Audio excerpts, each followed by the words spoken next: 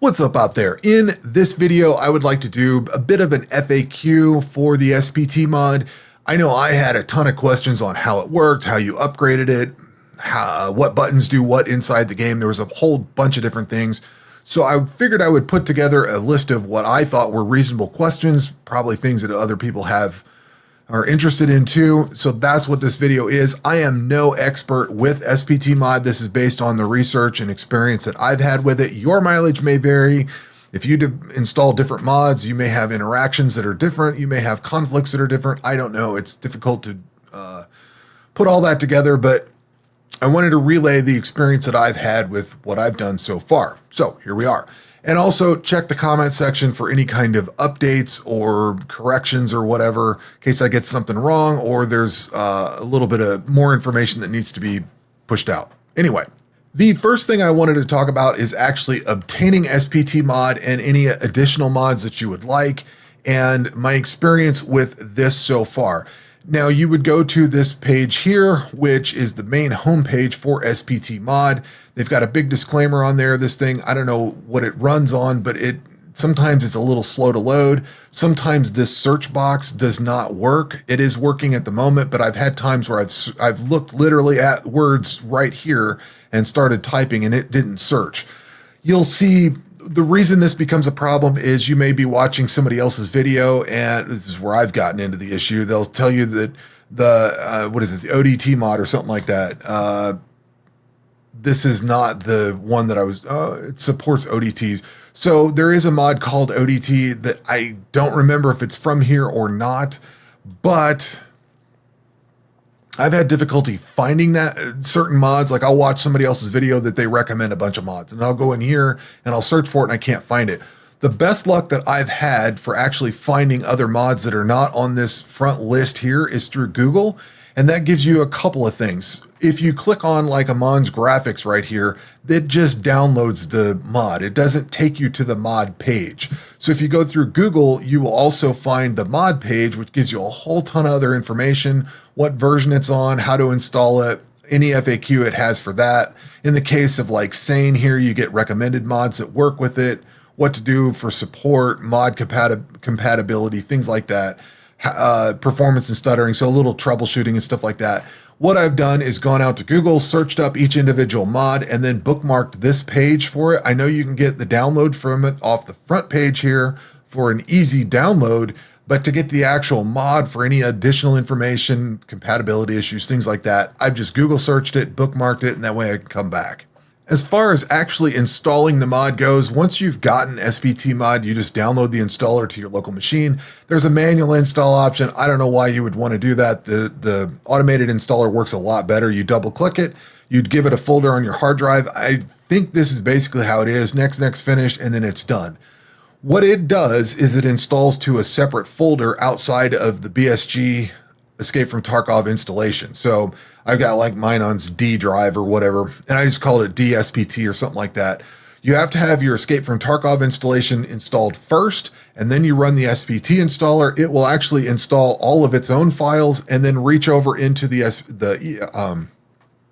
EFT install, grab whatever it needs and copy it over and get it ready to go. You will then be left with the vanilla SPT experience. From there, you would download other mods like Sane and Swag and Donuts, stuff like that. If you're interested in the realism mod, stuff like that, you would unzip those. They give you like a BepInEx folder and I think a user folder. I can't remember, but there's the server side part of the mod, and then there's potentially a client side part of the mod, or one or the other. So you may have server mods that are server only, you may have some that are client only, and you may have some that install pieces into both. Basically, from what I've seen, each mod that you get, like Sane and stuff like that, you unzip it, you take the contents of that and paste it into your SPT mod folder location where you installed that, and it will just write in whatever it needs.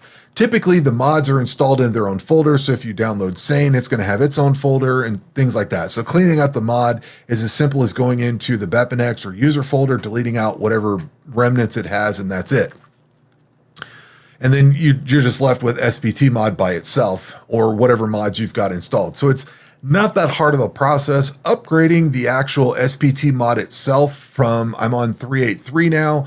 upgrading each individual version. I walked through them just to see how the process worked. And going from 3.8.0 to 3.8.1 to 3.8.2 to 3.8.3 has basically been downloading a zip file, unzipping the contents, copying those, pasting them into the SPT folder, and that's pretty much it. You overwrite whatever files are in there, and that's kind of that. So the installation and the upgrade have been fairly simple. When I did the install, I don't remember if it actually put shortcuts on my desktop or not, but I put a shortcut for the server and a shortcut for the client. The first thing you need to do when you actually run the mod, we've covered the installation portion of it, but when you actually run the mod, you will run this or run the server portion first and get this screen. And then when this gets all the way down here to where it says finishing processing items, enjoy, I believe that's where you're ready to go. Maybe it's this happy playing one, but basically you have to run the server first and get that loaded completely down to these green lines. And then you would run the client mod or the client itself over here. So I put two shortcuts on my desktop. If the installer did not do it, I put two shortcuts on my desktop, one for the server part and one for the client part. Then I just double click the one, it loads all this up, gives you all the information here, and then I double click the other and get this once this is fully loaded. So running it is actually fairly straightforward. It gives you a bunch of information here. It tells you how many server-side mods it has running. It gives you a list of some of it.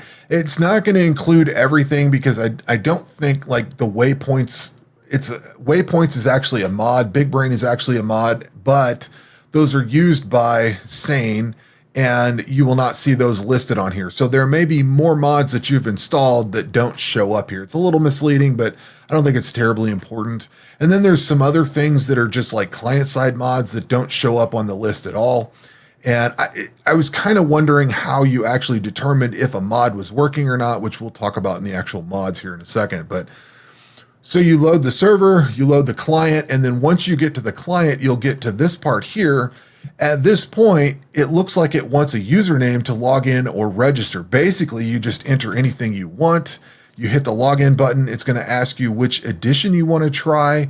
So you've got like Standard, Left Behind, Prepare to Escape, and Edge of Darkness. That's what BSG sells. I pick Edge of Darkness because that's what I had previously. I've now got the Unheard edition, which is not available on here. There's also the SPT Developer and Easy Start if you wanted to do some things that are like, what's this one do? Lots of rubles, dollars, euros, some QLL skills are level 20. Trader Rep Max starting at level 15, no quests completed. This is basically just gives you a huge jump start. Then on the opposite end of the spectrum is Zero to Hero, which you start with almost nothing, no rubles, dollars, euros, no trader rep, one knife, and no quest completed. I've actually got that down here on this. I'm really enjoying this mode. This is actually pretty fun. So if you select a user profile, you can then wipe it. And I'm not sure exactly how many profiles this will actually collect. I've got 3. I've got one for testing, Zero to Hero, and then my normal Edge of Darkness version. You can also have like one bear, one USEC. There's a lot of different utility in that. It will show you, if you log into this, to your profile, it'll tell you all the different mods that are loaded. So like questing mods, and if you go up here, you'll see it's got questing, gilded key storage, stuff like that. So the server list will actually show up here. Again, there's not exactly 7, there's probably more than that, but it'll tell you the user, the version it's running, the Edge of Darkness, that kind of thing. You can wipe this if you want. This will actually start you over from absolute scratch. So if you run into a point where you're just not feeling it anymore, you can restart. You can say do a wipe of your own when the main game wipes, whatever, however you want to do that. You can delete your profile, that kind of thing. And again, I'm not sure how many you can have in here. I'm assuming it's unlimited or limited by however much, I don't know, however many you could put on here. But once you get this, you click Start Game, it will actually load like Escape from Tarkov normally loads. And once you're in the game, you get your standard Escape from Tarkov dialogue. So like I can go get my insurance, I can receive all except for the one thing. So this works basically just exactly like the regular game. You don't notice any difference. The big difference you'll notice is down here in the lower left. Instead of saying the server you're logged into, it's going to say SPT AKI with the version of SPT that you're running at the moment. and then everything else is kind of as you would expect. One thing in the game that was not real, I've watched several different people play this, and they will talk about the mods they're using. What they don't tell you is the buttons that they press to actually get certain things to certain dialogues to come up. If you hit the F12 key, this actually brings up the SPT mod list of mods that it sees. 1, 2, 3, 4, 5, 6. So there's only 6 of them on this list. And this is not everything that I have modded in. These are just the mods that have elements you can change. So for instance, on the same mod, you can change the open editor shortcut from F6. So if I close this out and press the F6 key, it brings up the same mod. If I wish to change that, I can change that in this F12 menu. But the F12 menu gives you other options like looting bots. I've left this default. The Amon's graphics are default. The donuts and swag option, I actually have made a change on this. Down here in PMC Raid preset selection, I changed this to starting PMCs only, live-like. As I understand it, this is supposed to get just starting PMCs. You don't get an endless swarm of PMCs. You may get a lot of scavs, but you're basically getting the initial wave of PMCs like the live is supposed to be. There's other options. There is a live-like random option, which is the default. The big takeaway I have here is you can actually, there's a couple big takeaways. Number one, you can set your PMC or your scav raids differently. So like this one says scav raids, I can actually set this to something different. So you've got a lot of utility agency you can take here, make some changes. The other thing is I made the change here, and it's kind of an odd thing to minimize this. Like you have to click on the word donuts or device up here. You can't click on main settings. And I think that's led me to actually, and then you'll notice that it's gone into some weird transparency mode. To get that back, you just click over here and now it's not transparent.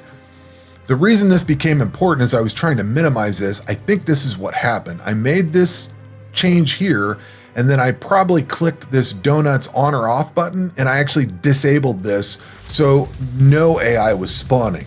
So I had a problem. I was like, all right, that sucks. And then I had to figure out why. And it was because I actually clicked this off, and I think it was because I misclicked this extend and de-extend button up here. There's things you can do with waypoints. There's things you can do with questing bots. I've left all the rest of these, aside from this swag and donut setting right here. Everything else is vanilla default SPT mod. You get this dialogue with the F12 key, and there's some other things that there's a whole bunch of other stuff. There's a bunch of advanced settings. I don't really care. I've just basically left this all default. One thing I will add before we close all of this out, and that would be, let me just exit out of this. Does this go fairly quickly? In here, you will notice on the server side of things, I probably should have mentioned this far sooner. It says mod Nookie and Props Swag and Donuts is not compatible with the current version of AKI. You may encounter issues. No support will be provided. I believe Swag and Donuts is good up to version 3.8.1. And you can, from what I've gathered, from what I've read online, because we're on 3.8, some version of 3.8, Swag and Donut should still work, even though it says it's only supported up to 3.8.1, 3.8.2, and 3.8.3 are still supported. I'm sorry, not supported. They're not going to help you, but it should still work. But they put a disclaimer on here saying you may run into issues. Now, if there was a 3.9 that came out and this was still only 3.8.1, it may or may not work. It probably will run into issues, but you can have mods that are not necessarily supported that still work. You have to try it. I was a little bit reluctant to upgrade to 3.8.3, but then once I did, I really haven't had any issues. Things still seem to be working. Again, with your mileage may vary, that kind of thing. But anyway, that is kind of everything that I've learned about SPT mod and all the issues that I've ran into or all the questions that I've had. Hopefully you've found something useful, and that will do it for this video. We will catch you on the next one. Take care.